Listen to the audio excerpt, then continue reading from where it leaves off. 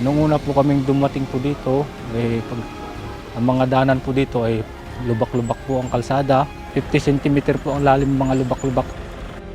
Mahirap po yung daan, hindi po makayanin ng gulong ng sakyan. Kaya inahila po ng mga tao po, lahat po ng mga trabador para maidala po dito sa job site.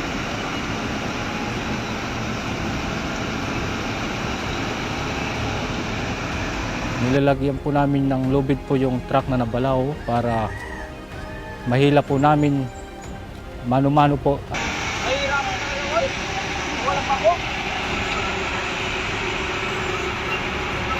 Sama-sama kayong mga trabador para itulak yung mga truck na ginagamit para may pasok yung ating mga materialis.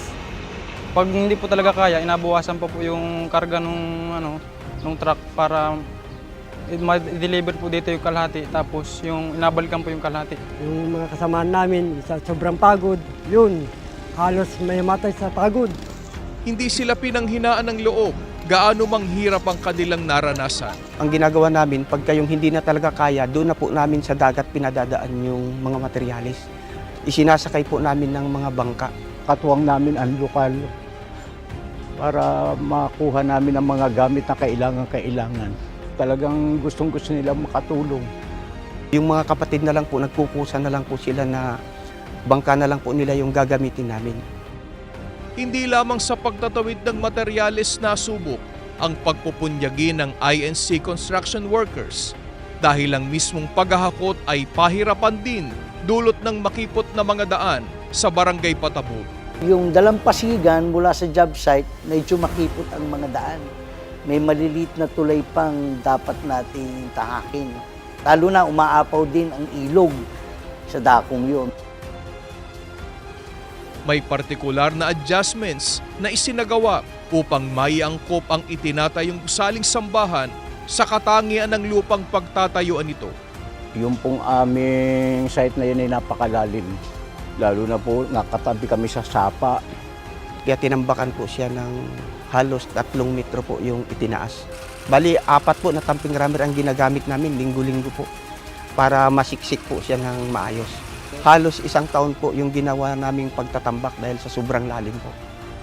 Kinakailangan natin italikod sa dagat o baguhin ang orientation ng kapilya sapagkat ginawa na yung concrete road na siyang magiging access sa iba't ibang mga barangay hanggang doon sa National Highway at doon sa Kabayanan.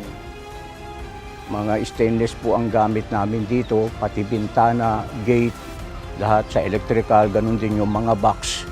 Mataas ang salinity sa lugar na yon dahil nasa tabing dagat po siya.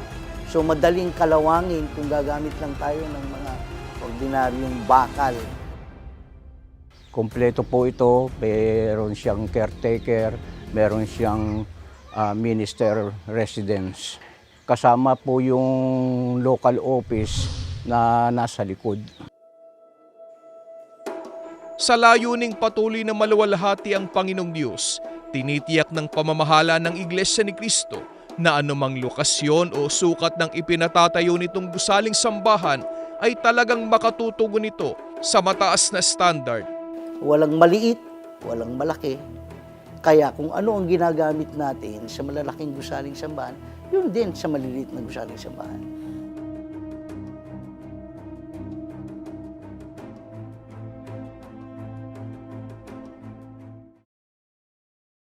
Ganap na natapos ang pagtatayo ng bagong gusaling sambahan sa lokal ng Patabog at itinalaga ito sa Panginoong Diyos noong March 22, 2024.